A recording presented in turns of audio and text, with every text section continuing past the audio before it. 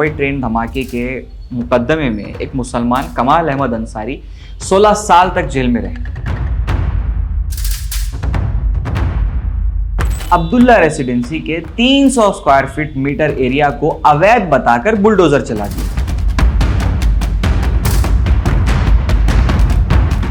CA के खिलाफ आवाज उठाने वाले उमर खालिद, शर्जील इमाम, शिफाउर रहमान, गुलफिशा फातिमा और तस्लीम अहमद जैसे नौजवान बार बार उनकी जमानत को खारिज किया जा रहा है।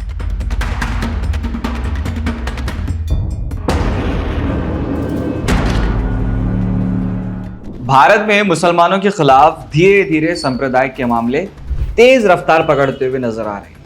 ट्विटर खोल लीजिए, इंस्टाग्राम खोल लीजिए, चाहे कोई और सोशल मीडिया प्लेटफॉर्म, वहाँ पर कोई ऐसा वीडियो आ ही जाता है जहाँ पर दाढ़ी टोपी पहने हुए आदमी के साथ या किसी मोहम्मद या अली या ऐसे किसी मुसलमान नाम के साथ अन्याय होता हुआ आपको नज़र आ रहा हो।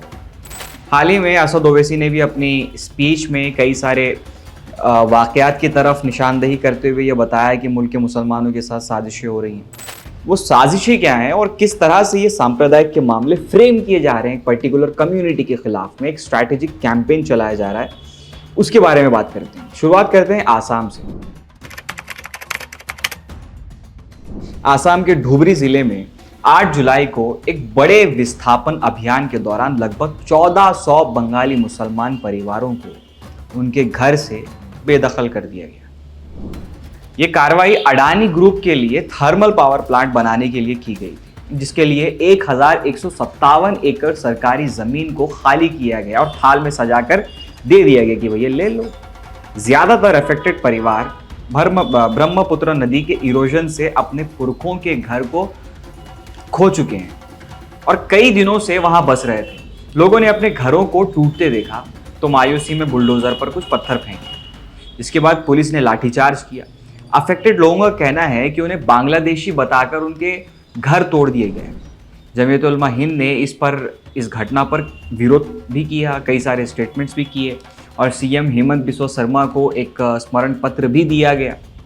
इसमें कहा गया कि ये कार्रवाई एक तरफा थी और कई लोगों के पास वैलिड इंडियन सिटीजनशिप होने के बावजूद भी उन्हें इलीगल बताकर हटा दिया। 2006 के मुंबई ट्रेन धमाके के मुकदमे में एक मुसलमान कमाल अहमद अंसारी 16 साल तक जेल में रहे। हकीकत ये है कि वो बेगुनाह थे। उनकी बेगुनाही साबित करने में कानून ने बहुत देर कर दी, बहुत ही ज़्यादा। दरअसल बेगुनाह कमाल अहमद की जेल में ही कोविड-19 की वजह से मौत हो गई। उनके परिवार ने हाईकोर्ट का फैसला उनकी कब्र पर पढ़कर अफसोस के साथ सुनाया कि तुम बरी हो चुके। और अंत में यही कहा जा सकता है कि कफन में लिपटे हुए कमाल अहमद ने आखिर राहत की सांस ली। मेरठ के हापुड़ रोड पर बनी एक अब्दुल्ला रेसिडेंसी अवश्य परियोजना है, जिसे सेवानिवृत्त मेजर जनरल जावेद इकबाल और नोएडा के रहने वाले बिल्डर महेंद्र गुप्ता ने मिलकर बनाया था। इसमें कुल 75 प्लॉट्स थे, जिनमें से 90% से अधिक मुस्लिम कम्युनिटी के लोगों को अलॉट किए गए थे। हालांकि बिल्डर का दावा है कि ये परियोजना सभी कम्युनिटी के लिए खुली है और रेरा और हाउसिंग डेवलपमेंट बोर्ड से अप्रूव्ड है, लेकिन उत्तर प्रदेश के ऊर्जा मंत्री और स्थानीय विधायक डॉक्टर सौमेंद्र तोमर ने आरोप लगाया कि अब्दुल्ला रेसिडेंसी में हिंदू कम्युनिटी के लोगों को घर नहीं बेचा जा रहा है। परिसर में एक मस्जिद का निर्माण किया गया है। मंत्री ने इस मामले की जांच के लिए जिला अधिकारी और हाउसिंग डेवलपमेंट बोर्ड को निर्देशित किया। जांच के बाद अब्दुल्ला रेसिडेंसी के 300 स्क्वायर फीट मीटर एरिया को अवैध बताकर बुलडोजर चला दिया गया।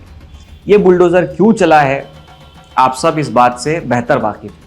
एमआईएम के उत्तर प्रदेश अध्यक्ष शौकत अली ने बयान देते हुए कहा कि इस कार्रवाई को सांप्रदायिक रंग देने के आरोप लगाया है।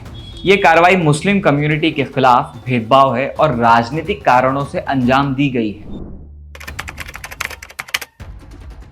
महाराष्ट्र में कुरैश मुसलमान अपनी रोजी रोटी के लिए काफ़ी जद्दोजहद कर रहे हैं।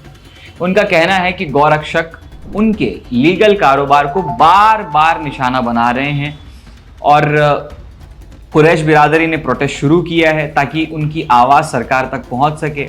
उनकी पुकार है कि हमें इस मुश्किल से आज़ादी दिलाएं, हम अपना काम नहीं कर पा रहे हैं। गौरक्षा एक बड़ा और आसान मुद्दा बन गया है जिसमें मुसलमान को आसानी से बिना सबूत के भी फंसाया जा सकता है। लोग गौरक्षा के नाम पर आते हैं और मुसलमान को परेशान करते हैं, जबकि बीफ खाने वालों में दूसरे धर्म के लोग भी शामिल हैं। मध्य प्रदेश के खंडवा में एक मस्जिद के प्रेसिडेंट पर पुलिस ने केस दर्ज कर दिया। इल्जाम है कि उन्होंने बिहार से एक इमाम को बुलाया और पुलिस को इन्फॉर्म नहीं किया। सही सुन रहे हैं, पुलिस इसे कानूनी तौर पर वायलेशन बता रही है। मस्जिद कम्युनिटी ने कहा कि अख्तर रजा को अभी अस्थायी इमाम बनाया गया था, अगर वो स्थायी नियुक्ति नहीं हुई थी। असल में उन्होंने उन दस्तावेजात को पुलिस को तब सौंपने की योजना बनाई थी जब रजा को स्थायी किया जाएगा।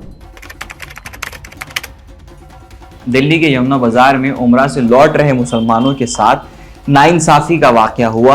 उन्हें एक मंदिर के सामने टोपी उतरवा कर जबरदस्ती माथा टेकने पर मजबूर किया गया और उनके लिए गलत लफ्जों का इस्तेमाल किया गया। जो लोग अपने इबादत का सफर उम्रा मुकम्मल करके वापस आए, उनके साथ ऐसी तौहीन भरी हरकत की गई। ये कोई छोटी सी बदतमीजी नहीं थी, बल्कि मुसलमान और उनके दीन के साथ खिलवाड़ था। यूपी के फिरोजाबाद में मिलादुन नबी के जुलूस से भटकने पर पुलिस ने 30 मुस्लिम बच्चों को, युवाओं को गिरफ्तार किया। उनकी मीडिया के सामने बेइज्जती की गई, उनसे उठक बैठक करवाया गया और उनसे कान मरोड़कर जलील किया गया। कैमरे के सामने उनकी आइडेंटिटी रिवील की गई। सिर्फ इतनी सी खता पर उनके साथ ऐसा बर्ताव मुसलमान की इज्जत और पहचान पर वार है सीधा सीधा। कर्नाटका की ईद मिलादुन नबी प्रोग्राम में जब सीएम साहब मंच पर पहुंचे, तब एक मिनिस्टर ने वहां मौजूद उलमाओं से कहा, उठो, सीएम साहब आ गए। उलमाओं की इज्जत और मकाम दीन अहम हिस्सा है। उनकी तौहीन सिर्फ एक शख्सियत की तौहीन नहीं, बल्कि पूरे दीन और इल्म की तौहीन है। समाज के लोगों को कहना कि हुक्मरान अगर वाकई इज्जत देते तो उलमा को उठाते नहीं, उठने के लिए मजबूर तक नहीं करते, बल्कि खुद अदब और इज्जत के साथ उनका खैर मकदम करते।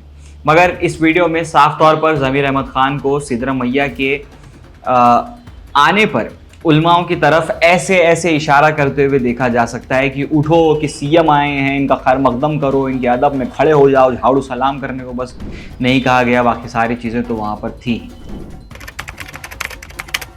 सीए के खिलाफ आवाज़ उठाने वाले उमर खालिद, शर्जील इमाम, शिफाउर रहमान, गुलफिशा फातिमा और तस्लीम अहमद जैसे नौजवान आगे थे, लेकिन आज सोचिए उन्हें आवाज़ उठाने की सज़ा मिल रही है। 2020 से ये सब जेल की दीवारों में कैद हैं। यूएपीए जैसे सख्त धाराएं लगाई गई हैं, बार बार उनकी ज़मानत को खारिज किया जा रहा है।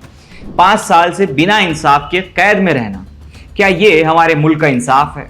ये लोग सिर्फ मुसलमानों के लिए नहीं, बल्कि देश के संविधान और बराबरी के लिए खड़े हुए थे। उनकी माएँ, उनके घर वाले इंतज़ार कर रहे हैं कि कब उनके बच्चे वापस लौटेंगे। ये बर्ताव मुसलमानों के साथ देश में ना पहली बार हुआ है ना आखिरी बार। ये तो बस चंद केसेस हैं जो मुस्लिम सियासत आपके बीच ला रहा है। मगर आज चूंकि सोशल मीडिया का दौर है, तो आपके पास और मेरे पास एक रास्ता है। आपके पास भी अगर कुछ स्टोरीज हैं तो आप हमें मुस्लिम सियासत तक पहुंचाइए। हम दुनिया के सामने उसे बयान करने की कोशिश में लगातार जुड़े हुए हैं। कुछ और भी पॉइंट्स हैं, कुछ और भी नुकात हैं जिन पे आप चाहते हैं कि हम लोग बात करें, आवाज़ उठाएं, तो नीचे कमेंट सेक्शन में कमेंट करके हमें ज़रूर बताएं। अगर ये वीडियो आपको फ़ायदेमंद लगा हो तो इस इन्फॉर्मेशन को अपने दोस्तों के साथ ज़रूर पहुंचाइए। मुस्लिम सियासत को फॉलो और सब्सक्राइब ज़रूर कीजिए।